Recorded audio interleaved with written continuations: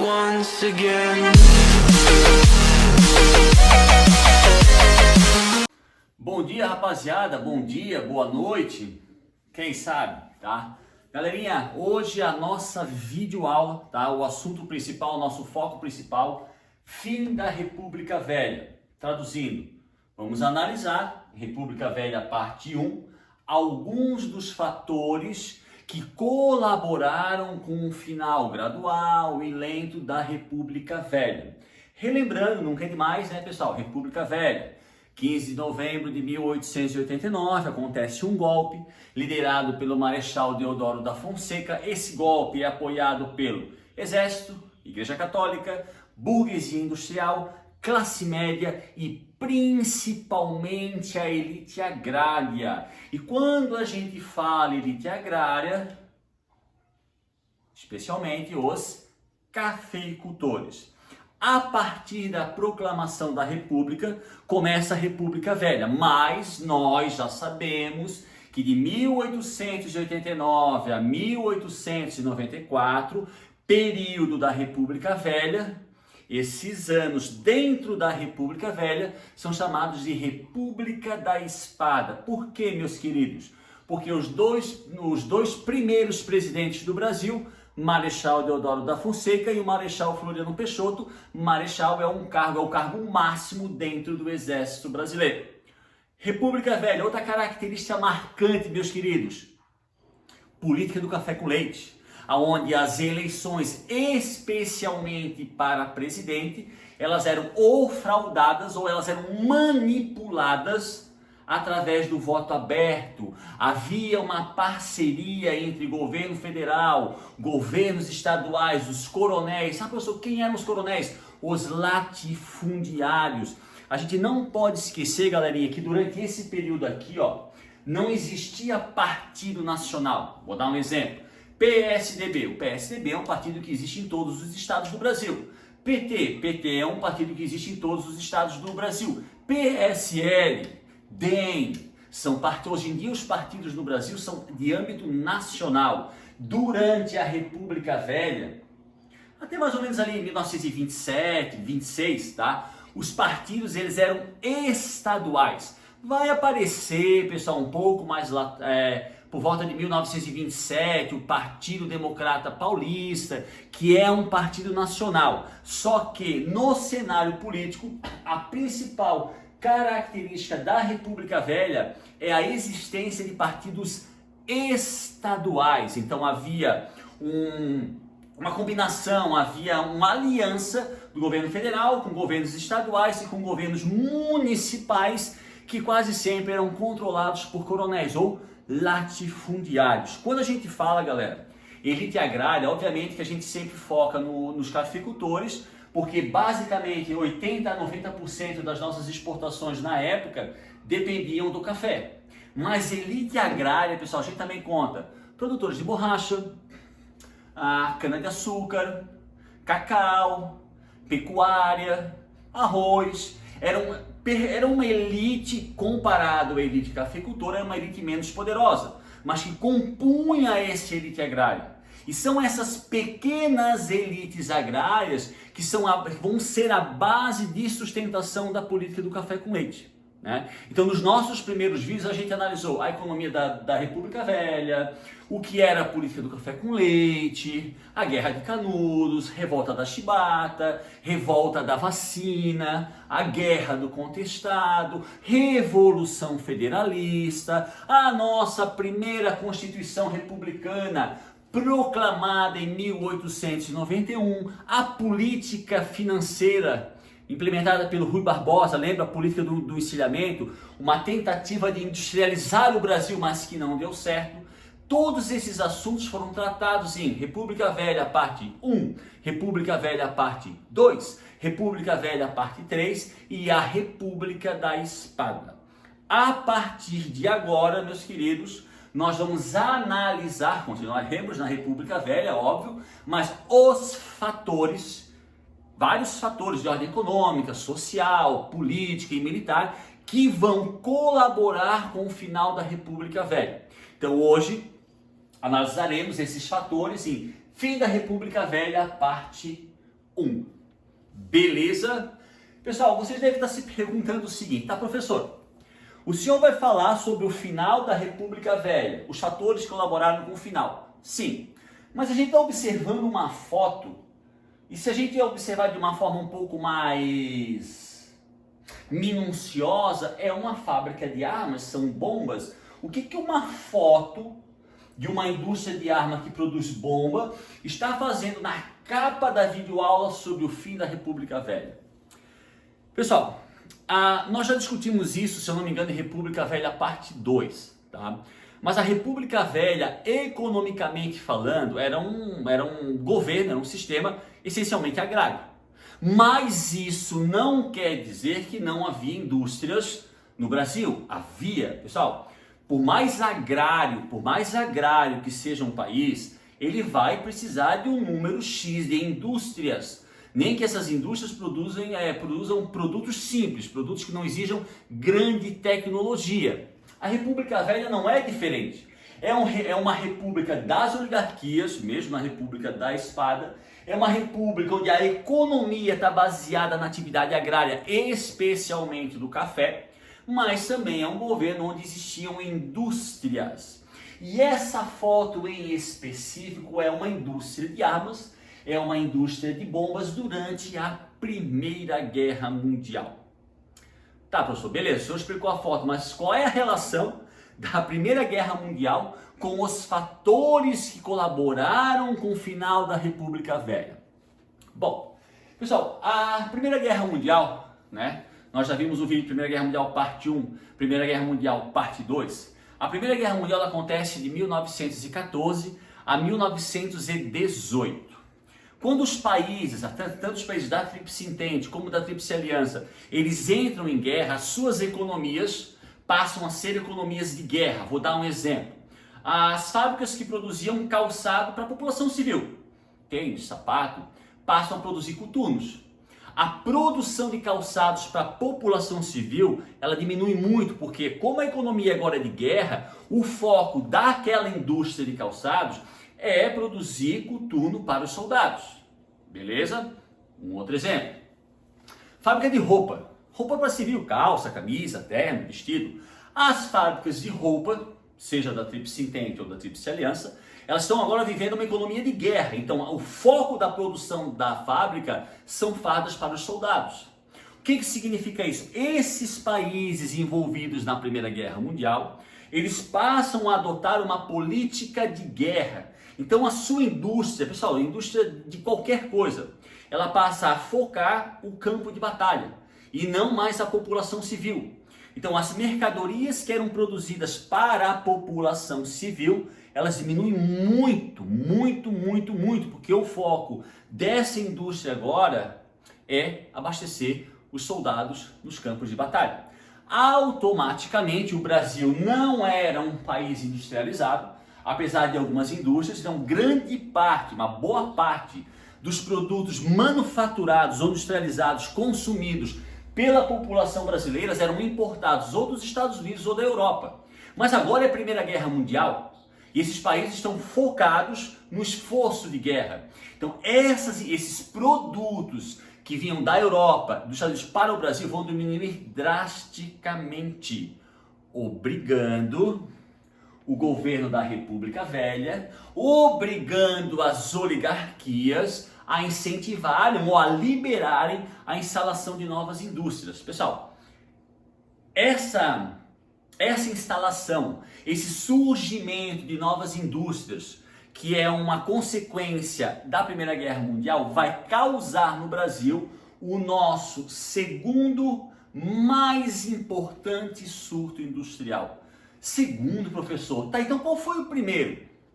Primeiro, meus queridos, é só a gente voltar, se vocês forem analisar o Segundo Reinado, no Segundo Reinado, lá por volta de 1870, Segundo Reinado, o governo de Dom Pedro II, lá por 1870, 1880, houve um período dentro do Império Brasileiro, onde um tal de Barão de Mauá, ele deflagrou no Brasil o nosso primeiro surto industrial. Pessoal, lembra? Surto é algo que começa e acaba muito rápido, diferente de um processo que ele começa, ele tem continuidade. O surto ele começa agora, mas ele acaba muito rápido.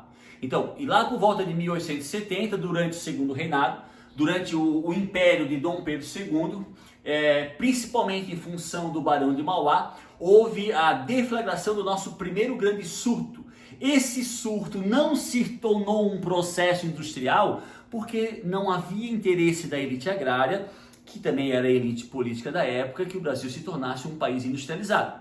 Então, nosso primeiro surto industrial durante o segundo reinado. Durante a Primeira Guerra Mundial, como vai haver uma diminuição estrondosa da importação de produtos industrializados para o Brasil, vindos da Europa e dos Estados Unidos, o governo da elite, o governo dos cafeicultores, o governo das oligarquias, ele se vê obrigado a incentivar o surgimento de indústrias dentro do Brasil. E aí, durante esse período, é deflagrado no território brasileiro o segundo mais importante surto industrial do país.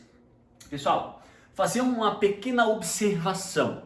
Essas novas indústrias que vão ser instaladas no Brasil durante o período da Primeira Guerra Mundial e um pouco após a Primeira Guerra Mundial, eram indústrias que produziam produtos simples. O que é, professor, um produto simples? É um produto que não exija grande tecnologia para a sua produção. Pessoal, infelizmente, nós ainda hoje, século 21, nós, Brasil, não somos, nós até produzimos algum tipo de tecnologia, sim, tá? Mas nós não somos uma potência tecnológica. Grande parte, mas 98% da tecnologia consumida, utilizada por nós brasileiros, vou dar um exemplo, esse celular que está gravando a aula, esse note, essa televisão, não é tecnologia brasileira, é tecnologia importada, ou dos Estados Unidos, ou da Europa, ou do Japão, ou de Taiwan. Nós ainda, infelizmente, não somos uma potência tecnológica. Se nós hoje, pessoal, século 21, não somos uma potência tecnológica, quem dirá em 1914, 1915, 16, 17, 18, 19? Então, a maciça maioria dessas indústrias que vão ser instaladas durante esse nosso segundo surto industrial são indústrias que vão produzir mercadorias que não exijam grande tecnologia. Mas mesmo assim, pessoal, é deflagrado na República Velha durante a Primeira Guerra Mundial o nosso segundo mais importante surto industrial. E um outro detalhe que não podemos esquecer: grande parte das indústrias que já existiam na República Velha e grande parte das indústrias que vão ser instaladas a partir desse surto essas indústrias vão ser construídas no estado de São Paulo. Então, grande parte das indústrias que já existiam estavam no estado de São Paulo. E grande parte dessas indústrias que vão passar a existir a partir desse surto industrial também vão estar, na sua maioria, localizadas no estado de São Paulo. E como, meus queridos, vai haver um grande aumento do número de indústrias, automaticamente vai haver também um aumento substancial do número de operários. Agora estamos começando a falar de um dos fatores que, de forma gradual, não isoladamente, mas atrelado a outros fatores, e de forma gradual vai colaborar com o fim da República Velha, com o surgimento de novas indústrias, especialmente no estado de São Paulo. Vai acontecer um aumento substancial do número de operários. Beleza, galera?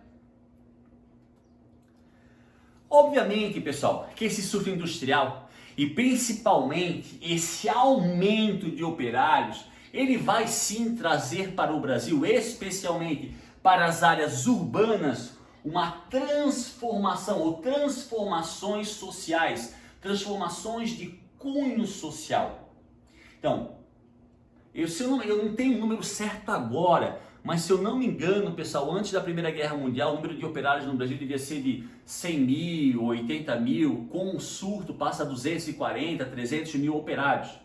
Então, esse aumento do número de indústrias, esse aumento do número de operários, principalmente em São Paulo, vai causar uma transformação de cunho social nos centros urbanos das grandes cidades brasileiras. Um outro detalhe bem interessante, ali no final do século XIX, pessoal, e início do século XX, tá, houve uma grande onda, uma forte onda migratória de europeus para o Brasil, principalmente de italianos. Só para ter uma ideia, o estado de São Paulo, só o estado de São Paulo, não estou falando do Brasil todo, entre o final do século XIX e o início do século XX, o estado de São Paulo ele recebe aproximadamente 1 milhão de imigrantes. E uma grande parte, uma boa parte desses 1 milhão de imigrantes que saem da Europa e migram para São Paulo eram imigrantes italianos.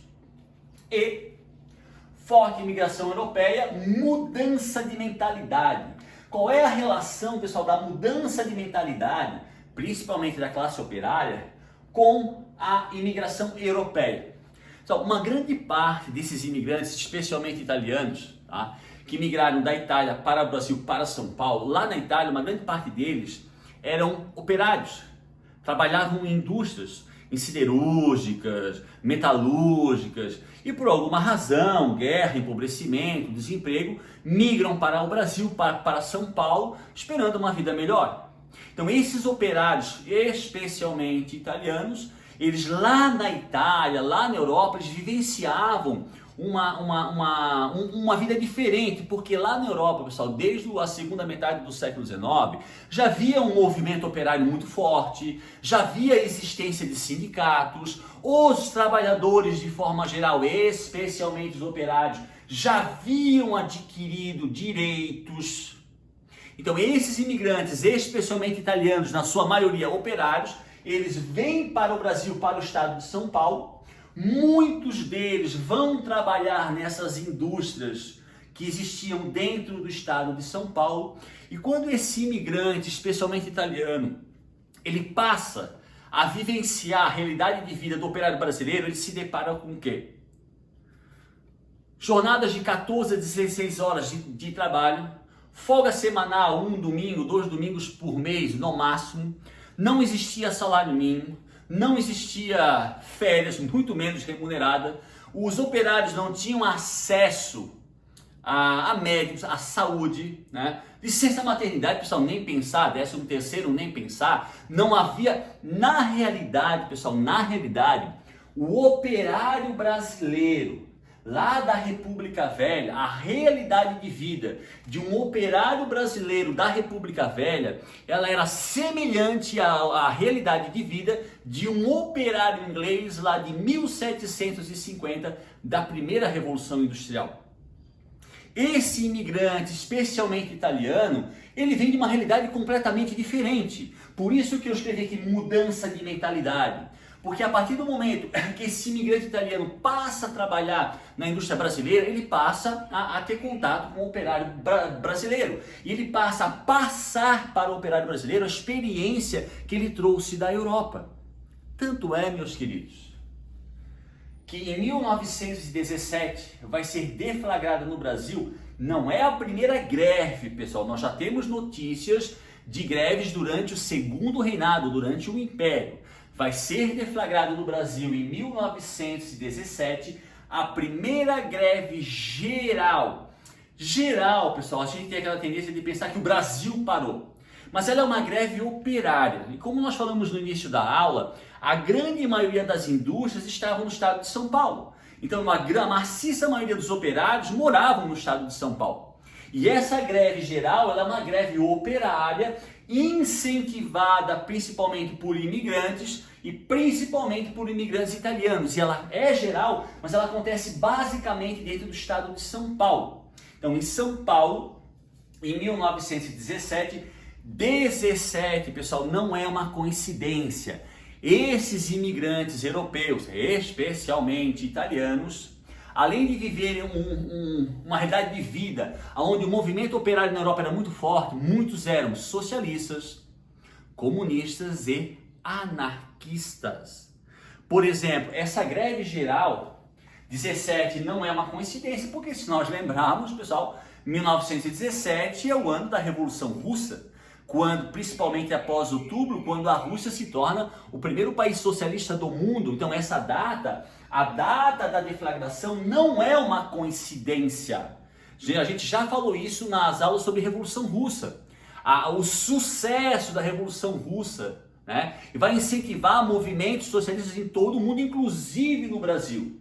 E os operários brasileiros, incentivados por imigrantes, especialmente italianos, muitos deles socialistas, comunistas e anarquistas, pela luta, pela aquisição de mais direitos, vão deflagrar no estado de São Paulo a primeira greve geral do Brasil, que vai durar, pessoal, 30 dias. Um outro detalhe que a gente não pode esquecer: República Velha, greve é considerada crime.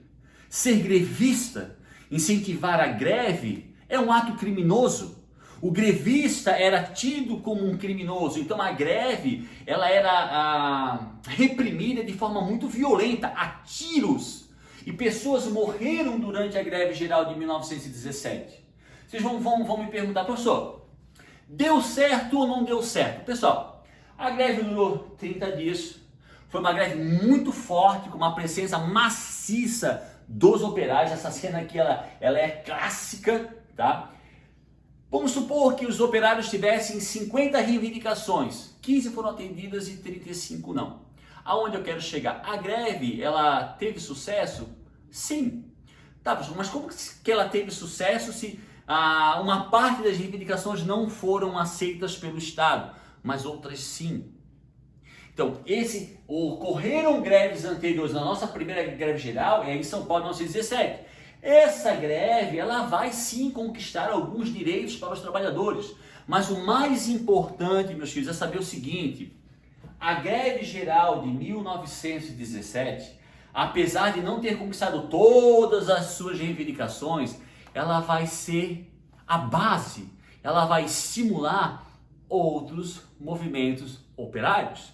Ela vai estimular outros movimentos dos trabalhadores, que com o passar do tempo vão ganhando de forma gradual direitos. Então muitos aqui não foram atendidos, mas outros sim.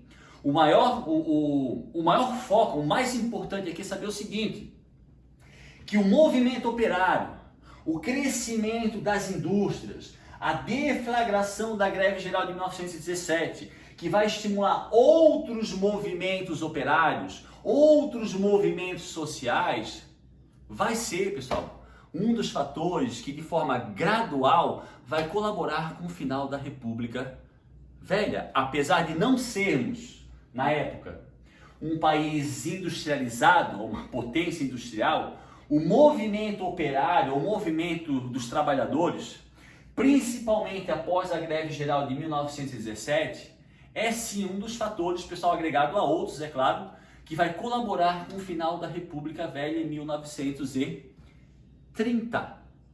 Lembra? Outros movimentos vão ser deflagrados, cada movimento vai ter algumas reivindicações atendidas, e com o passar do tempo vai ser criada uma legislação trabalhista, que nós vamos falar sobre isso, pessoal, quando vier a videoaula sobre a Era Vargas. Mas isso agora, meus queridos, é uma outra história.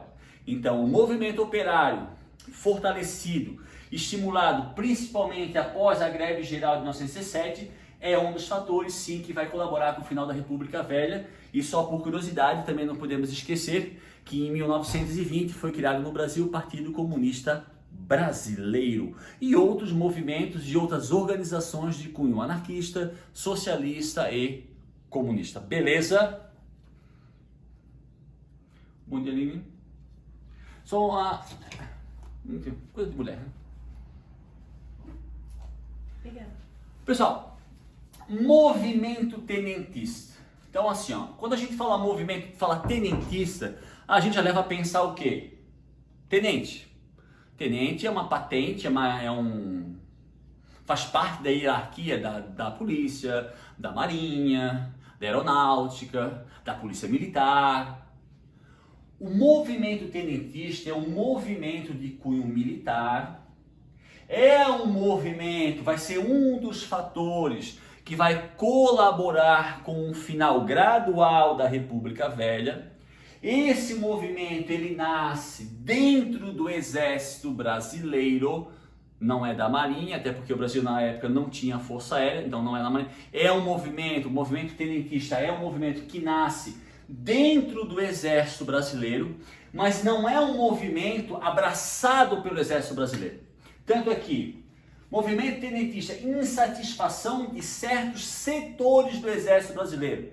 Então não é um movimento do Exército, é um movimento de insatisfação com relação à República Velha de alguns setores do Exército Brasileiro. Por exemplo, 98%, pessoal, das pessoas, dos militares que participaram do movimento tenentista eram soldados, cabo, sargentos, tenentes e capitães. Que a gente não vê major, não tem coronel, general, 1 ou 2. Então, na realidade, pessoal, o movimento tenentista é um movimento de cunho militar que nasce dentro do Exército Brasileiro, mas não é um movimento abraçado pela instituição Exército Brasileiro, é de alguns setores, principalmente de praças e de oficiais menores. Não os oficiais da alta hierarquia do Exército, marechal, general, tenente-coronel, coronel e major. E esse movimento é um movimento que vai lutar, sim, que vai combater, que vai almejar o final da República Velha. A gente vai, pessoal, analisar alguns conflitos, algumas revoluções, tá, de origem tenentista. Então vão ser o movimento tenentista, na realidade, ele nasce ali, essa insatisfação de alguns setores do Exército Brasileiro com relação à República Velha, vai nascer por volta de 1915, 1916. Mas esse movimento realmente ele vai se tornar violento e ele vai se fortalecer a partir do início da década de 20, 1921, 1922, 23, mas o seu nascimento, essa insatisfação de alguns soldados, cabos, sargentos e capitães, já acontece a partir de 1915. Mas o auge do movimento tenentista é os primeiros anos da década de 20, beleza? Além, pessoal, além da destruição, além do fim da República Velha, do fim do governo das oligarquias, pessoal, aqui são algumas das reivindicações do movimento tenentista. Então, fim dos privilégios das elites agrárias, né? Automaticamente o fim da política do café com leite, a implementação do voto secreto, claro, pessoal, o voto secreto, o voto aberto era a principal arma das elites agrárias para implementar a política do café com leite. Com o voto secreto não tinha como ter política do café com leite. Então, fim dos privilégios da elite agrária é o fim da política do café com leite, que só poderia acontecer com a implementação do voto secreto. Maior eficiência do Estado. Pessoal, uma das reivindicações, lembrando que grande parte desses militares eram positivistas, e o positivismo, a gente já analisou isso lá em República da Espada, é uma ideologia, uma forma de pensar que preza o mérito. Então, o que o positivismo diz? Que as pessoas que devem ocupar cargos públicos, elas têm que ter experiência. Por exemplo, vou ser ministro das Minas e Energias. Eu tenho que ter conhecimento sobre a produção de energia. Vou ser ministro da Educação. Eu tenho que ter conhecimento sobre educação. No mínimo ser um professor. No mínimo um professor. Eu vou ser ministro da Fazenda. Então, vou lidar com a economia de um país. Eu tenho que ser um economista, eu tenho que saber, eu tenho que saber sobre economia. Isso não acontecia na República Velha. Como não acontecia em muitos governos também, onde muitas pessoas assumiam cargos públicos, tipo ministro das Minas e Energia, mas não sabia nem acender uma luz. Isso era muito comum há pouco tempo atrás e continua ainda. Então,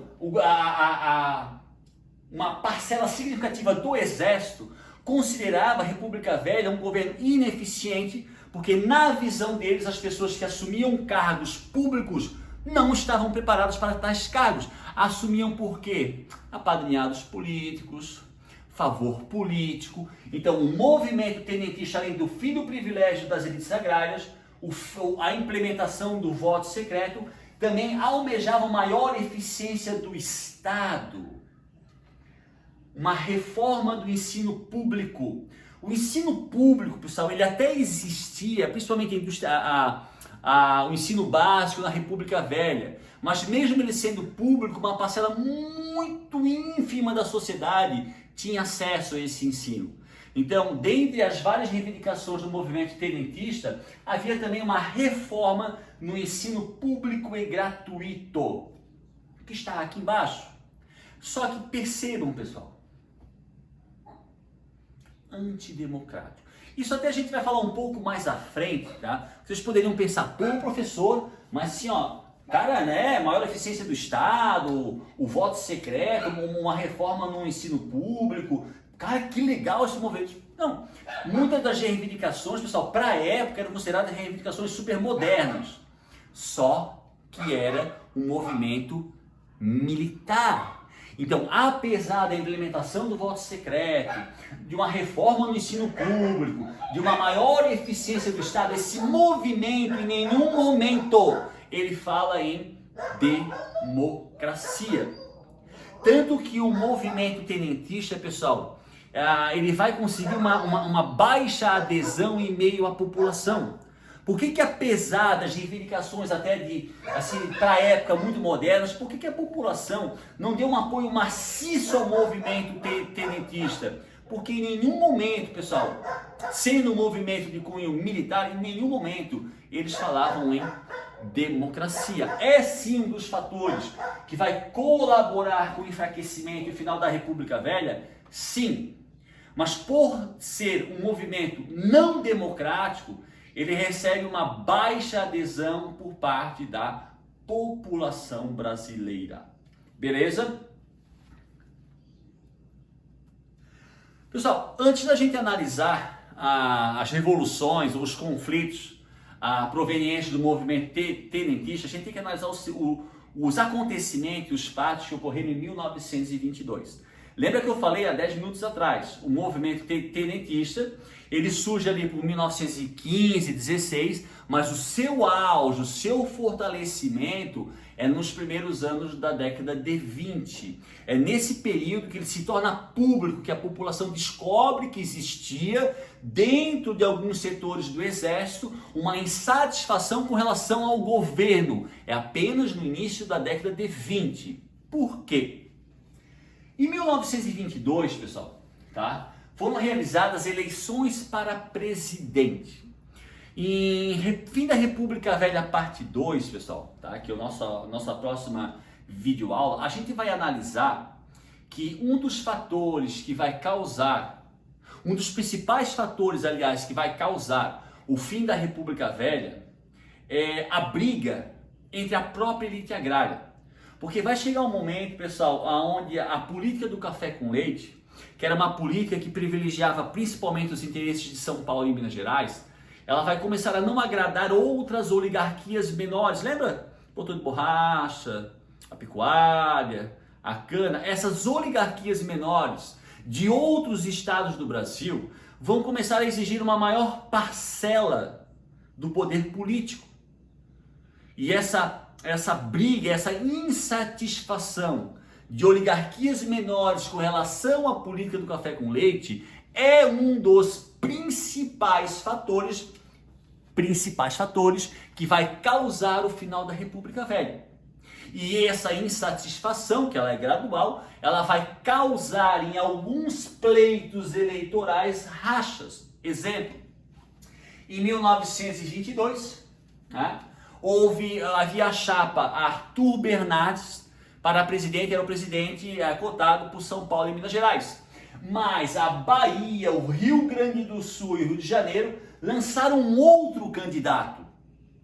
Então, algumas oligarquias começaram a peitar, começaram a desafiar São Paulo e Minas Gerais. Isso faz parte desse contexto que a gente vai estudar de uma forma um pouco mais específica em final da República Velha, parte 2, quando as oligarquias menores passam a confrontar São Paulo e Minas Gerais. Um exemplo são as eleições de 1922, onde estados como a Bahia, estados importantíssimos, economicamente falando, Rio Grande do Sul e Rio de Janeiro, passam a peitar lançando um outro candidato. Obviamente, meus queridos, que como São Paulo e Minas Gerais eram os mais poderosos, apesar dessa reação republicana, chamada por esse estado de reação republicana, pessoal, nós não estamos falando que esses estados queriam a democracia. Isso aqui é uma luta entre as próprias elites. Isso aqui não é um movimento popular, isso aqui não é um movimento pela democracia. É uma briga entre a própria elite agrária por poder político e poder econômico. Não é um movimento de cunho democrático. Tá? Então, quando Bahia, Rio Grande do Sul e Rio de Janeiro lançam a tal de reação republicana contra Arthur Bernardes, é um movimento onde esses estados, onde as oligarquias desses estados almejavam mais poder político. Por isso, o confronto com São Paulo e Minas Gerais não era em favor da população brasileira e muito menos da democracia. Tá? Arthur Bernardes, obviamente, pessoal, ele sai vitorioso. Tá? E o governo de Arthur Bernardes, que vai de 1922 a 1926, é considerado pelos historiadores o período da República Velha mais violento.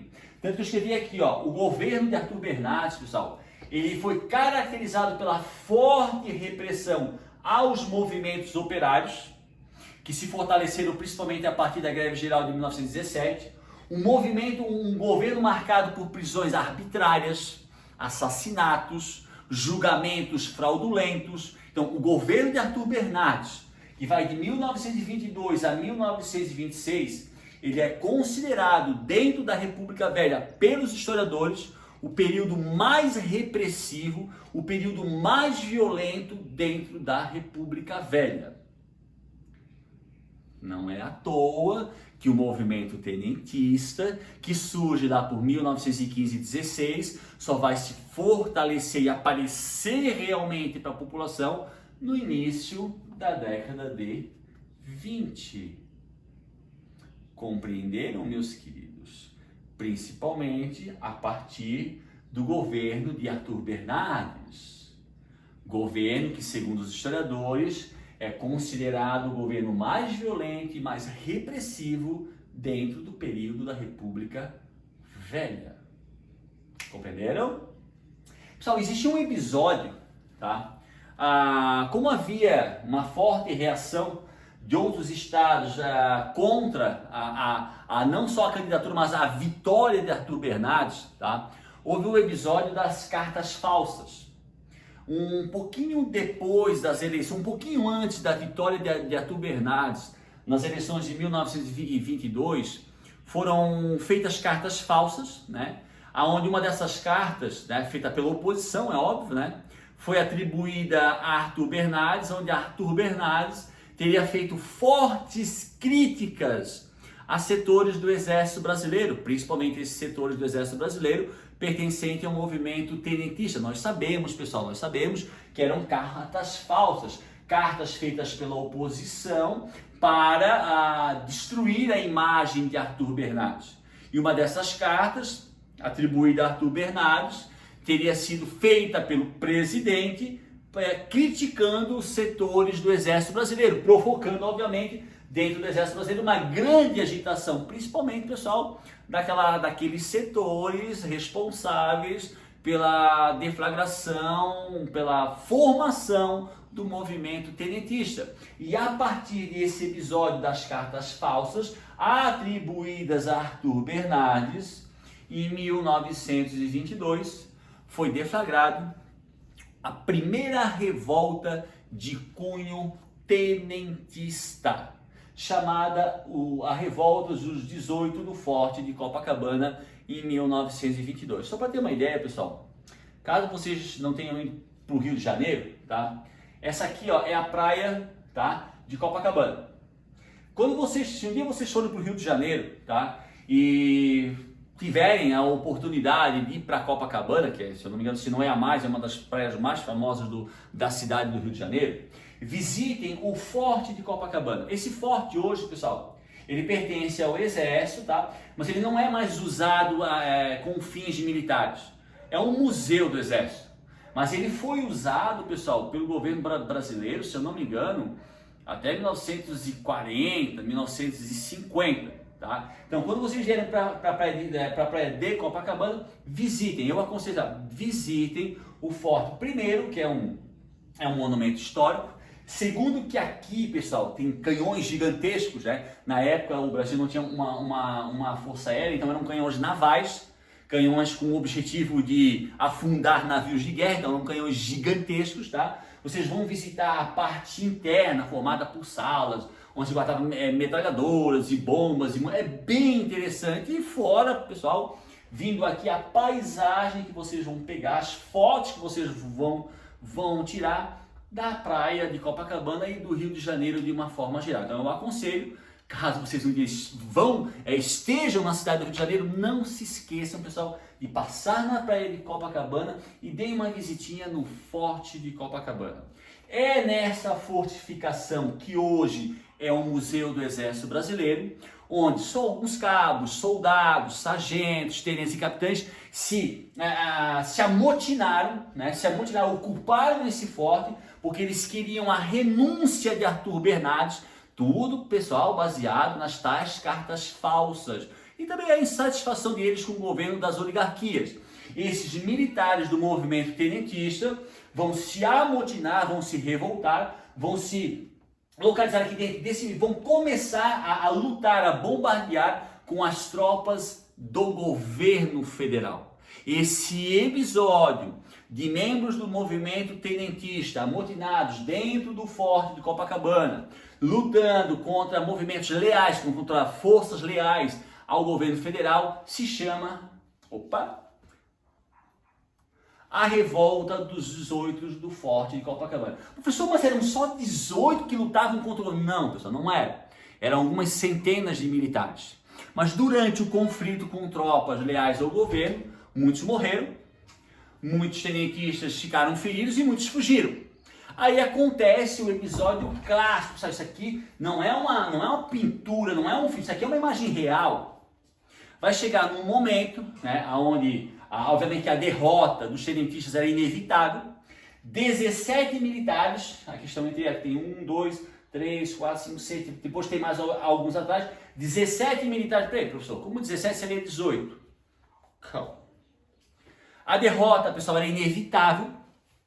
Esses 17 militares saem do forte, então voltando à imagem do forte, eles saem do forte aqui, ó, e eles seguem pela praia, pela orla de Copacabana, ao encontro de 2.000 soldados leais ao governo. Então, eles saem do forte, seguem a orla da praia, e aqui foi tirada uma foto, tá?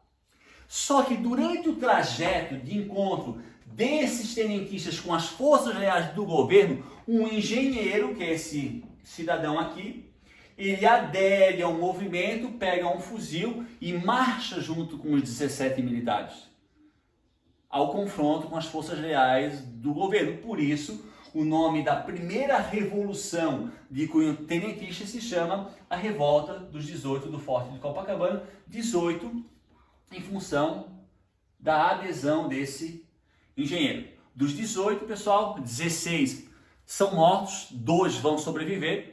E um desses sobreviventes, que agora não me recordo o nome, ele vai ter um papel muito importante durante a Era Vargas, tá? Pessoal, assim, ó, até eu ia falar isso um pouco mais tarde, mas vou dar uma ênfase agora.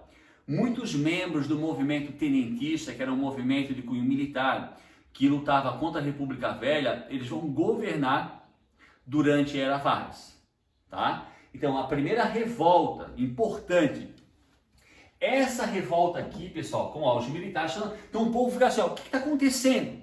Então, foi a revolta dos 18 do Forte de Copacabana em 1922 contra o presidente Arthur Bernardes, que torna o movimento tenentista público. O que significa isso? As pessoas passam a existe militares que são... O movimento tenentista, ele existia antes, 1915, 16, 17, mas ele não era aberto ao público, as pessoas não conheciam, não sabiam desse movimento. A revolta dos 18 do Forte de Copacabana torna o movimento tenentista um movimento público, principalmente aos olhos da população brasileira.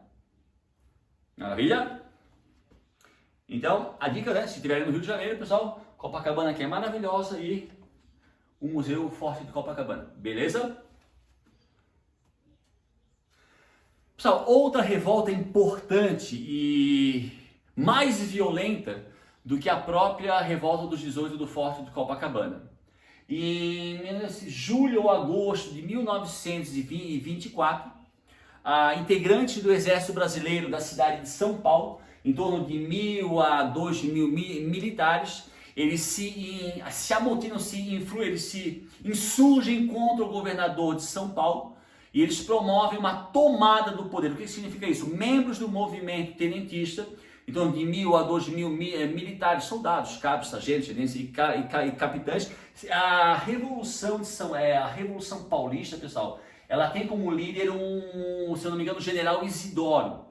Então, lembra-se, a adesão de generais ou oficiais de alta patente era muito baixa dentro do movimento tenentista, mas a Revolução Paulista de 1924, que é um movimento de cunho tenentista, ela é liderada pelo general Isidoro, tá? Então, em 24, se não me engano, no mês de agosto ou julho, de 1.000 a 2.000 tenentistas liderados pelo general Isidoro, eles se insurgem contra o governador de São Paulo na tentativa de tomar o poder não só em São Paulo, mas em outras cidades de São Paulo.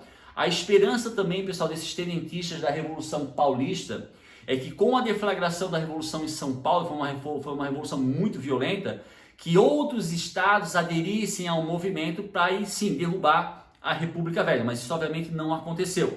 Então, em 1924 foi deflagrada a revolta de São Paulo. Se vocês olharem a imagem, pessoal, isso aqui é o centro de São Paulo. Isso aqui é o centro de São Paulo, tá? Essa revolução, ela foi muito violenta. Ela é considerada, pessoal, pelos historiadores, a maior batalha urbana da América Latina. Os 23 dias de combate, especialmente na cidade de São Paulo, hoje ocorreram combates em pequenos municípios de São Paulo, mas o grosso da batalha, ela aconteceu dentro da cidade de São Paulo. E esses 23 dias de combate dentro da cidade de São Paulo é considerado até hoje a maior batalha urbana da América Latina. Eu sei, professor, mas quase não se fala na Revolta Paulista. Sim, a Revolta Paulista, pessoal, além de se chamar Revolta Paulista, ela também se chama Revolução Esquecida. Porque quase não se fala. E ela foi muito mais violenta do que, por exemplo, a Revolução de 30, que colocou Vargas no poder. A batalha em São Paulo de 23 dias foi muito mais violenta do que vários combates que ocorreram durante a Revolução de 1932, a Revolução Constitucionalista. Um outro detalhe, 503 pessoas foram mortas, 4.846 feridos, a maioria civis. O governo de Arthur Bernardes, pessoal, durante a Revolução Paulista, ele autorizou o bombardeio realizado por aviões da cidade de São Paulo. Então, vários bairros, principalmente bairros operários da cidade de São Paulo, foram bombardeados por aviões do Exército Brasileiro, obviamente pró-Arthur Bernardes. Por isso que essa batalha, a batalha urbana, dentro da Revolução Paulista, ela é considerada até hoje como a maior batalha urbana da América Latina. 20.000 desabrigados, perdão pelo F aqui, bombardeios de bairros de São Paulo, tá? Lembrando, como eu já falei antes, essa revolução chega às cidades menores de São Paulo, mas com muito menos força. O foco principal, tá, foi a cidade, foi a capital, tá, com 503 mortos, a grande maioria militares, mas a grande maioria dos feridos foram civis, principalmente devido ao bombardeio aéreo empreendido por aviões do governo federal. Beleza? Essa é a Revolução Paulista de 1924. Obviamente, pessoal, como eu já falei, a gente não teve uma adesão maciça da população, porque o movimento tenentista, apesar de reivindicações até um tanto que positivas, não era um movimento de cunho democrático, por isso a baixa adesão popular, inclusive dentro da Revolução Paulista. Maravilha? Obviamente, pessoal, uma parte dos revoltosos morreu, uma outra parte fugiu e uma outra parte, inclusive o próprio general Isidoro, vai se unir a um outro movimento de cunho tenentista, proveniente lá no estado do Rio Grande do Sul, que é o que a gente vai falar agora. Então, em 1923, pessoal, assim, ó, o Rio Grande do Sul, ele era um estado um tanto quanto peculiar. Vocês lembram que nós estudamos lá na República da Espada, a tal de Revolução Federalista, que era uma revolução entre pica-paus e maragatos. Júlio de Castilhos, Gomercindo Saraiva, era um conflito, a princípio, um conflito interno dentro do Rio Grande do Sul, e aí o Floriano Peixoto vai apoiar o Júlio de Castilhos, que era pica-pau, e aí os maragatos passam não só a querer derrubar o Júlio de Castilhos, mas querer derrubar o próprio presidente da República, o Floriano Peixoto. Pois é. Em 1923, pessoal, esses grupos que já se odiavam, que já se combatiam lá no final do século XIX, a rixa era muito grande. Por exemplo, desde o início do século XX, o governo do estado do Rio Grande do Sul era ocupado pelo que eles chamam de chimango, um tal de Borges de Medeiros. Então, 1923, desde o início do século XX, Borges de Medeiros, tá? De um grupo chamado de chimangos, um latifundiário, um pecuarista, ele já governava o Rio Grande do Sul pela quarta ou quinta vez consecutiva. Aí em 23 ou em 22 aconteceram eleições para presidente e eleições para presidente de estado. Lembrando, galera, na época não se chamava governador de estado, se chamava presidente de estado. E aí havia um candidato, Francisco Assis Brasil, que era um candidato da oposição. Lembrando, meus queridos, o conflito, a revolução no Rio Grande do Sul de 1923 não é um movimento popular, é um conflito entre a elite agrária gaúcha, é a mesma coisa que a Revolução Federalista, maragatos e pica-paus, não era um movimento popular, não era um movimento por democracia, era uma guerra entre as elites pelo poder político. A revolução que vai acontecer no Rio Grande do Sul em 1923, ela não é um movimento popular, ela é um conflito entre as elites gaúchas. O que quer dizer? Uma elite, por exemplo, que não aceitava mais o governo de Borges de Medeiros, que era de uma outra elite. Perfeito? Então, em 1922, Borges de Medeiros é eleito a quinta ou quarta vez consecutiva presidente do estado do Rio Grande do Sul. A elite, que era representada pelo Francisco Assis Brasil, que era o candidato de oposição, acusa Borges de Medeiros de fraude. Com certeza houve fraude dos dois lados, mas ele, como já era governador, ele fraudou de uma forma mais eficiente, acusando Borges de Medeiros de fraude na sua quarta ou quinta vitória consecutiva para o governo do Rio Grande do Sul. É deflagrada em 1923 uma guerra entre maragatos, os maragatos lá da Revolução Federalista, e os chimangos, maragatos, pessoal, liderados pelo Francisco Assis Brasil, contra Borges de Medeiros.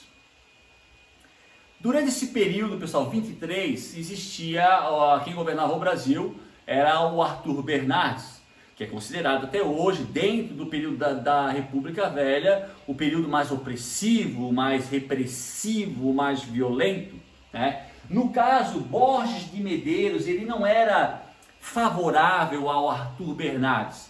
Aí o que acontece? A revolução é deflagrada, então existe uma revolução dentro do Rio Grande do Sul, tá? Muitos tenentistas, muitos militares do movimento tenentista do Rio Grande do Sul ficaram ao lado de Assis Brasil contra Borges de Medeiros, que era governador pela quarta ou quinta vez. Assis Brasil, achando-se, o Arthur Bernardes vai nos apoiar, porque Borges de Medeiros não apoia Arthur Bernardes. Borges de Medeiros, pessoal, um político, como diz na gíria, um macaco velho. Ele passa a dialogar com Arthur Bernardes e dentro desse conflito, Arthur Bernardes ele se torna neutro, ele não vai defender nenhuma das partes. E aí, obviamente, pessoal, o Borges de Medeiros tendo a máquina estatal na mão, tendo a polícia na mão, tendo parte do exército brasileiro na mão, ele obviamente consegue sufocar a oposição, ele consegue ser vitorioso dentro da Revolução do Rio Grande do Sul de 1923, né, onde não houve uma interferência do governo federal, lembra? Tendo a máquina estatal na mão.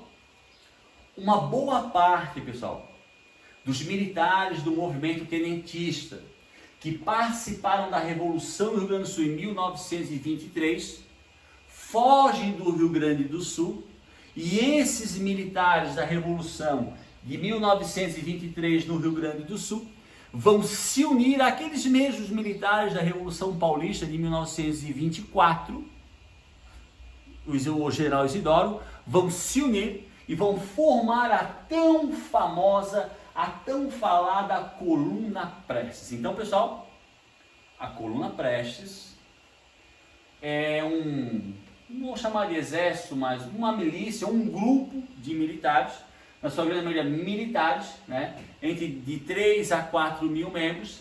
A Coluna Prestes ela vai ser formada basicamente por veteranos da Revolução Paulista de 1924 e por veteranos da Revolução no Rio Grande do Sul de 1923. Os paulistas comandados pelo general Isidoro e os gaúchos comandados pelo capitão do Exército Brasileiro, Luiz Carlos Prestes. Os remanescentes da Revolução em São Paulo vão se unir aos remanescentes da Revolução de 23 no Rio Grande do Sul, vão formar a Coluna Prestes, né, que contava com aproximadamente de 3 mil a 4 mil militares, soldados, tenentes, capitães, o general Isidoro, tá? E aqui, pessoal, aqui é uma foto de alguns membros, dos líderes da Revolução. Esse é o Prestes. Agora eu não sei se esse ou esse é o Isidoro, mas esse aqui, ó, Luiz Carlos Prestes. Inclusive, ele era o chefe da coluna, tanto que a coluna se chama Coluna Prestes, né? Em homenagem ao comandante da coluna, o ex-capitão do Exército Brasileiro do Rio Grande do Sul, Luiz Carlos Prestes, que durante muito tempo, pessoal, muito tempo mesmo, ele vai ser considerado um dos ícones do movimento comunista e socialista dentro do Brasil. Beleza? Então, entre 1925 e 1927, surge a Coluna Prestes. A Coluna Prestes, obviamente, se ela é composta de remanescentes da Revolução Paulista e da Revolução do Rio Grande do Sul, ela é uma coluna de cunho, ela é um movimento dentro do tenentismo. Tá? Então, pessoal, mas o que era a Coluna Prestes? O que eles faziam? O que eles almejavam? Pessoal, esses remanescentes da Revolução Paulista e da Revolução do Rio Grande do Sul, que vão formar a Coluna Prestes, comandada por Luiz Carlos Prestes, entre 1925, tá? Esquece aqui, ó. Entre 1925 e 1927, eles vão percorrer, pessoal, o interior do Brasil, tá? Divulgando e incentivando a população a se revoltar, a derrubar o governo da República Velha. Então, a Coluna Prestes, formada ali entre 24 e 25 por remanescentes do movimento tenentista da Revolução Paulista e da Revolução do Rio Grande do Sul, formada por aproximadamente 3 a 4 mil soldados, cabos, sargentos e tenentes. Essa coluna vai percorrer o interior. Por que o interior, pessoal? Porque boa parte do Exército Brasileiro, boa parte da polícia dos estados estava localizada na área do litoral. E sendo uma coluna de 2, de 3, 4 mil soldados, eles não teriam condições de lutar contra 10, 15, 20 mil soldados. Então o foco principal da Coluna Prestes era percorrer o interior do Brasil, nas pequenas comunidades, incentivando a população a se revoltar, a entrar no movimento para derrubar a República Velha. Mas mais uma vez, pessoal, eu vou dizer, essa adesão ela continuou sendo muito baixa, porque em nenhum momento o movimento tenentista, ou mesmo a Coluna Prestes, falava na palavra democracia. E durante, pessoal, o percurso, que era uma coisa óbvia, a coluna foi perseguida por polícias dos estados, foi perseguida por milícias, grupos armados, comandados pelos latifundiários, foi perseguida pelo próprio exército brasileiro e, pessoal, por incrível que pareça, em algumas regiões do Nordeste brasileiro, grupos de cangaceiros, pagos ou pelo Estado ou por latifundiários, também perseguiram a coluna Prestes. Tanto que um dos principais fatores que vai causar o final da coluna Prestes é o esgotamento da coluna Prestes. Feridos, mortos, doenças, falta de comida, a falta de água potável. Então, na realidade, ali por volta de 1926 e 27, a coluna começa, o número de combatentes da coluna começa a diminuir drasticamente, ou por combates, ou por fadiga, ou por doença, ou por deserção, que no final entre 26 e 27, os remanescentes da coluna Prestes vão se refugiar na Bolívia e mais tarde da Bolívia eles vão voltar para o Brasil. Mas o mais importante, meus queridos, é saber o seguinte: dentro do movimento tenentista, além da revolta dos 18 do Forte de Copacabana, o acontecimento mais significativo é a formação da coluna Prestes. Tá? E, para complementar a nossa aula, como eu já falei, né? Pouca adesão popular, apesar da pouquíssima adesão popular, eu, Daniel Tomazini, considero o movimento tenentista como um dos principais fatores que vai colaborar, ou que colaborou com o enfraquecimento do governo oligárquico, com o enfraquecimento do governo das oligarquias, com o enfraquecimento da política do café com leite, com o enfraquecimento e o fim da República Velha. Meus queridos, então aqui nós analisamos hoje, tá?